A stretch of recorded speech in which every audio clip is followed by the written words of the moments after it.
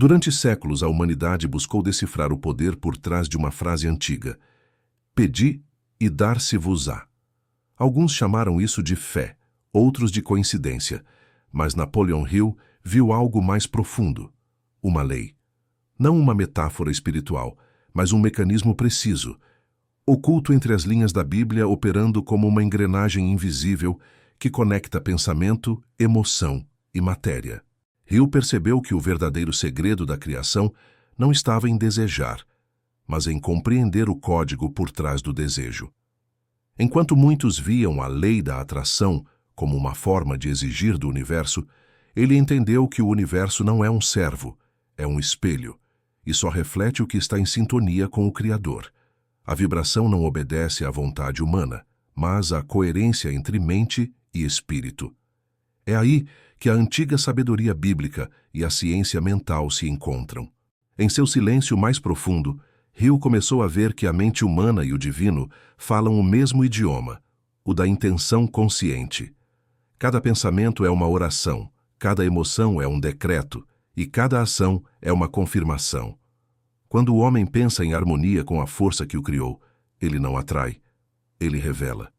O invisível, então, começa a se dobrar diante da sua vibração e aquilo que antes parecia distante surge como inevitável. A Bíblia nunca prometeu facilidade. Ela descreveu uma mecânica espiritual. Assim como o homem pensa em seu coração, assim ele é. Essa frase, para Hill, era a fórmula da manifestação em estado puro. O coração, na linguagem das Escrituras, é o centro da vibração. Pensar com o coração é sentir como Deus sente, com convicção, com clareza, com propósito. O que Hill descobriu não foi uma teoria, mas uma ponte entre a fé e a física, entre o verbo e a realidade.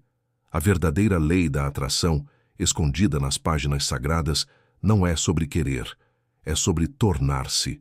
Porque o universo não entrega pedidos, ele responde àquilo que você já se transformou em essência. A palavra, como energia criadora, o som que molda a matéria. Napoleon Hill dizia que todo pensamento é uma forma de vibração, e toda vibração, quando sustentada pela emoção, se transforma em força criadora. Ele percebeu que essa ideia já estava codificada na primeira linha da Bíblia, e Deus disse: haja luz. A criação começou com uma palavra, não um som comum, mas uma frequência de consciência emitida com absoluta certeza. A palavra foi o gatilho que trouxe o invisível à existência. Para Hill, o verbo era mais do que comunicação, era comando energético. Ele observou que o ser humano, criado à imagem e semelhança de Deus, herdou o mesmo poder de emitir vibrações criadoras através da fala e do pensamento. Cada frase pronunciada com intenção se torna uma semente lançada no campo espiritual. Cada palavra emocionalmente carregada é um decreto que molda o espaço invisível ao redor. Assim, quando dizemos não consigo, o universo obedece com precisão. Quando afirmamos já é, a energia começa a se organizar para confirmar. A ciência moderna começou a revelar aquilo que os antigos textos já intuíram. O som possui forma, peso e estrutura. Vibrações sonoras podem alterar padrões na matéria, formar desenhos geométricos, criar harmonia ou caos.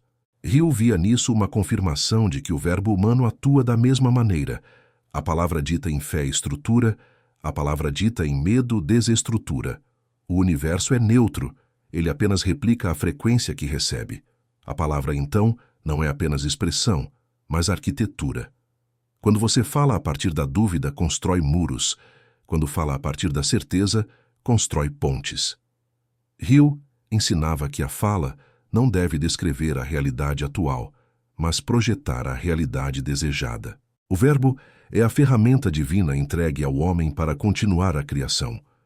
Por isso, o verdadeiro Criador fala pouco e fala com precisão. Ele entende que cada sílaba é uma partícula de energia em movimento e cada pensamento verbalizado é um tijolo invisível na construção do destino. A palavra dita com fé é luz que se propaga.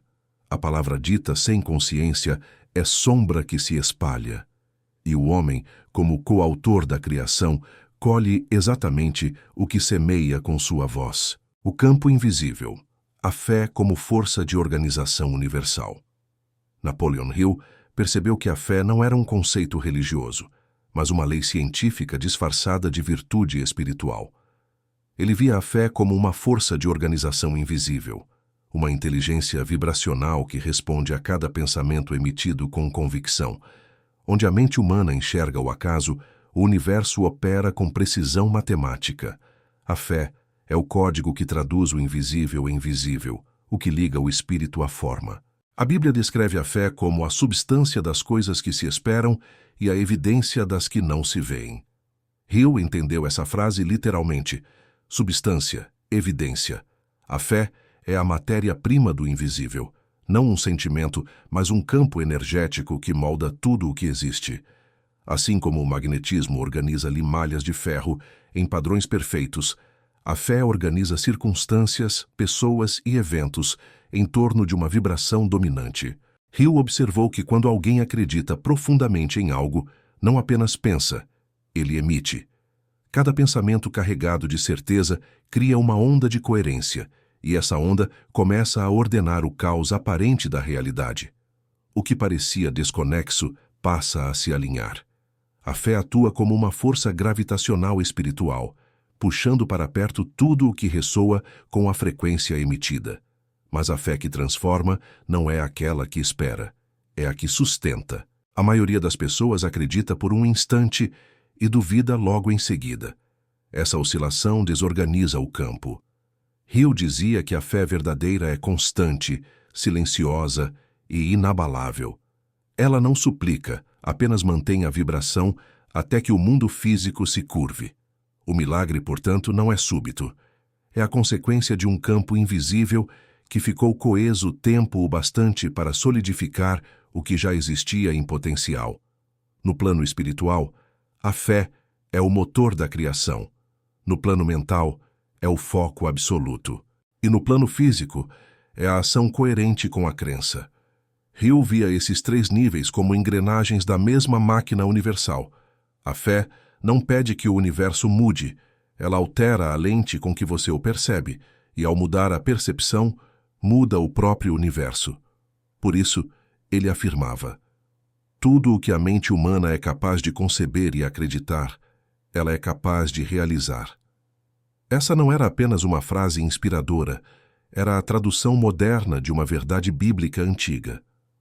A fé é a substância do invisível em ação, a arquitetura quântica do divino que transforma pensamento em matéria, promessa em fato, intenção em forma. O desejo alinhado. Quando o coração substitui a ambição. Napoleon Hill compreendeu que a maioria das pessoas falha não por falta de desejo, mas por desejar a coisa errada. Ele observou que o desejo comum nasce da carência, enquanto o verdadeiro desejo nasce do chamado. O primeiro é impulsionado pela ausência, o segundo pela abundância interior. Hill percebeu que essa distinção já estava presente nas palavras de Cristo. Buscai primeiro o reino de Deus e todas as coisas vos serão acrescentadas. Não se trata de negar o desejo, mas de purificá-lo, de elevar sua origem. O desejo desalinhado é ruído, é vibração fragmentada. Ele comunica ao universo que o indivíduo quer o que não acredita merecer. Mas o desejo alinhado, aquele que nasce do coração, é oração em movimento. Ele não implora, ele afirma. Hill ensinava que o coração é o centro magnético da mente, a ponte entre o pensamento e o espírito. Quando um desejo é sentido com amor e propósito, ele ganha força espiritual, não apenas emocional. Hill descobriu que os grandes realizadores da história tinham algo em comum. Seus desejos estavam sempre conectados a algo maior do que eles mesmos. Eles não buscavam apenas conquistar, buscavam servir, expandir, iluminar. Essa é a diferença entre a ambição e o propósito. A ambição consome energia, o propósito a multiplica. O universo regido por leis de harmonia responde à expansão, não ao ego. Por isso, o desejo alinhado com o bem comum se manifesta mais rápido e com menos resistência. A Bíblia descreve essa sintonia em palavras simples. Deleita-te no Senhor, e Ele satisfará os desejos do teu coração. Hill traduziu essa passagem mentalmente como: ajusta tua vibração à da criação, e a criação ajustará o mundo a ti. Quando o coração e a mente desejam o mesmo, o campo de atração se torna coerente. As oportunidades deixam de ser buscadas e passam a surgir naturalmente. O desejo puro não é carência, é convicção silenciosa. É o reconhecimento de que aquilo que se quer já existe em potencial e apenas aguarda ser expresso. Hill via o desejo como o impulso divino se movendo através do homem, a força pela qual Deus cria por meio da humanidade. E quando esse desejo é guiado pelo coração, ele deixa de ser um capricho e se torna destino. Porque o universo não recompensa o que é intenso, mas o que é verdadeiro, e toda verdade vibra na frequência do amor. A semente e o solo, a lei da correspondência divina. Napoleon Hill acreditava que a Bíblia escondia, sob parábolas, leis mentais precisas, e nenhuma delas era tão clara quanto a do semeador. Tudo o que o homem semear, isso também colherá. Para ele, essa não era apenas uma metáfora espiritual, mas uma lei universal de correspondência. Cada pensamento é uma semente, cada emoção é o solo onde ela germina, e cada ação é o clima que decide se a colheita floresce ou se apodrece. Hill percebia que a mente humana funciona como um campo fértil, neutro, receptivo, exato. Ela não distingue o bom do ruim, o possível do impossível. Apenas reproduz o que recebe com frequência e emoção suficientes. É por isso que a preocupação constante dá frutos de ansiedade, enquanto a fé constante dá frutos de abundância. O campo mental é perfeito em sua obediência. Ele devolve o que é plantado e o faz multiplicado.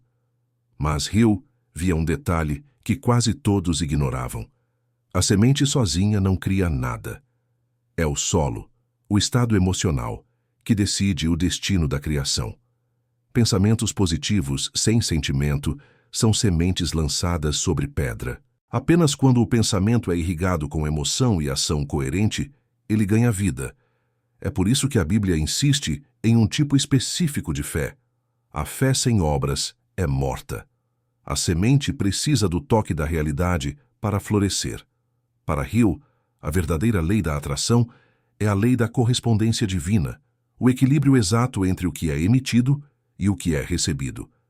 Quem planta julgamento, colhe resistência. Quem planta amor, colhe expansão. Quem planta dúvida, colhe espera. O universo não pune nem premia. Ele apenas espelha a vibração dominante. A correspondência é a equação perfeita entre o que você pensa, sente e faz. Hill também advertia: o solo da mente precisa ser cuidado. As crenças são raízes antigas, algumas nutrindo a vida, outras envenenando o crescimento.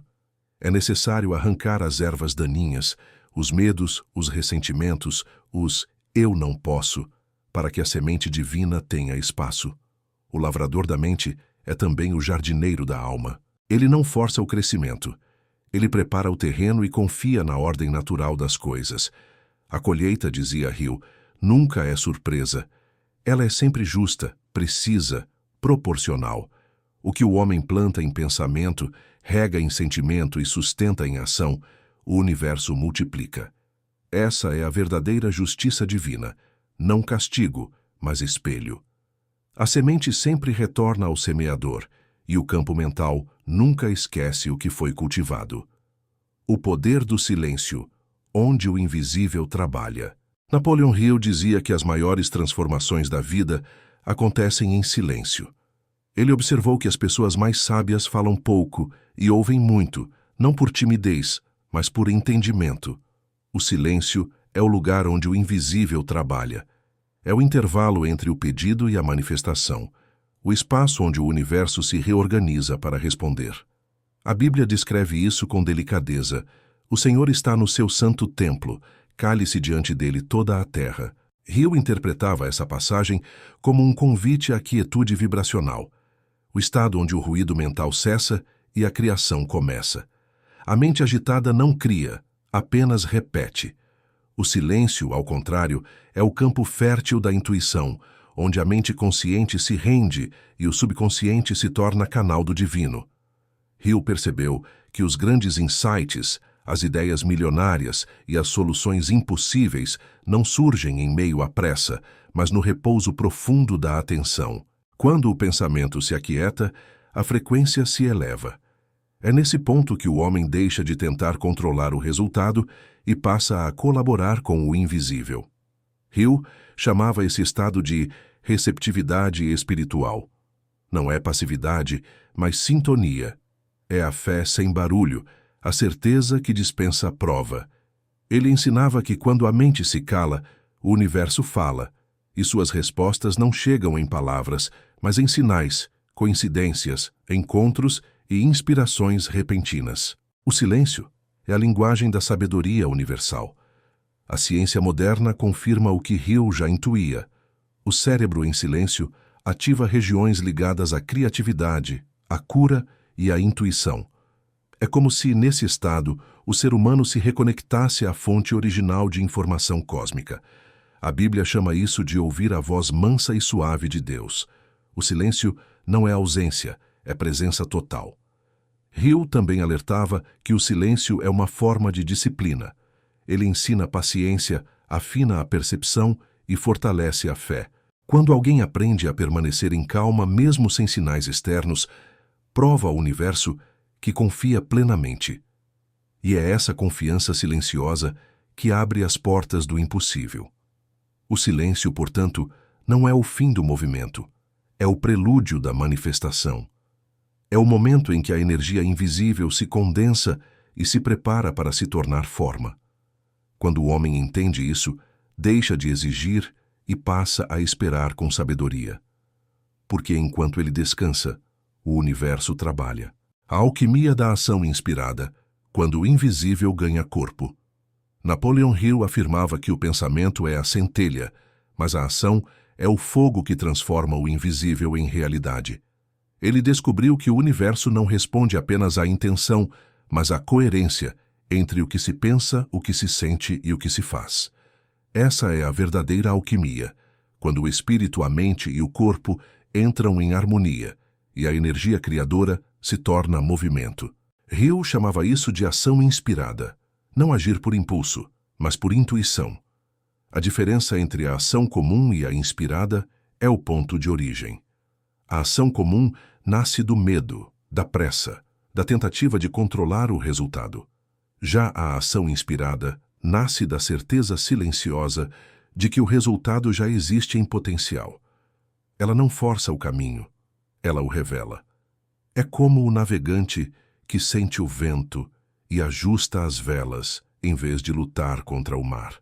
Hill via nisso a expressão mais pura da fé, a confiança em agir antes de ver, guiado por uma direção interna que o raciocínio não compreende, mas o coração reconhece. A Bíblia reflete esse princípio em diversas passagens. Mostra-me tua fé sem obras, e eu te mostrarei minha fé pelas obras. Para Hill, a ação é o testemunho da fé.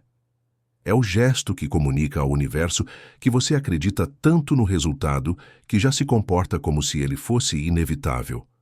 Cada passo dado nessa frequência desencadeia novas sincronicidades. Pessoas, oportunidades e circunstâncias começam a se mover como se obedecessem a um roteiro invisível. Hill ensinava que a ação inspirada não exige esforço, exige atenção. Ela é leve, natural, intuitiva. Quando você está conectado ao propósito, o movimento certo se revela quase como uma evidência. O caminho parece se abrir e o tempo passa a colaborar.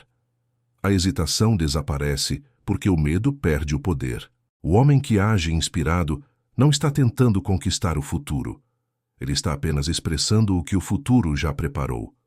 A alquimia da ação é o momento em que o invisível ganha corpo. Cada ideia colocada em prática, cada palavra transformada em gesto, é uma extensão da criação divina. O universo se manifesta por meio do homem em ação, e é nessa coautoria que a verdadeira prosperidade nasce. Hill dizia que quem age com propósito não cria apenas riqueza, mas significado, e é o significado que sustenta o milagre. A ação inspirada é, portanto, o ponto onde a oração termina e o resultado começa. Ela é a fé em movimento, a vibração que se fez carne, o verbo que se tornou realidade. Quando o homem entende isso, descobre que o milagre nunca esteve distante. Ele estava apenas esperando o primeiro passo. A mente unificada, quando o homem e o divino pensam juntos. Napoleon Hill acreditava que o ápice da consciência humana é o momento em que o homem deixa de tentar convencer Deus e passa a pensar com ele. Nesse estado, não existe separação entre o Criador e a criação. Há cooperação. Hill chamava isso de consciência unificada, o ponto em que o pensamento humano se sintoniza tão perfeitamente com a inteligência divina que o impossível se torna rotina. A Bíblia descreve esse estado quando diz: tenha em vós o mesmo sentimento que houve também em Cristo Jesus. Hill entendeu que isso não se refere à religião, mas à frequência mental, uma vibração de certeza, amor e propósito. Quando o ser humano atinge essa sintonia, ele deixa de ser pedinte e se torna participante.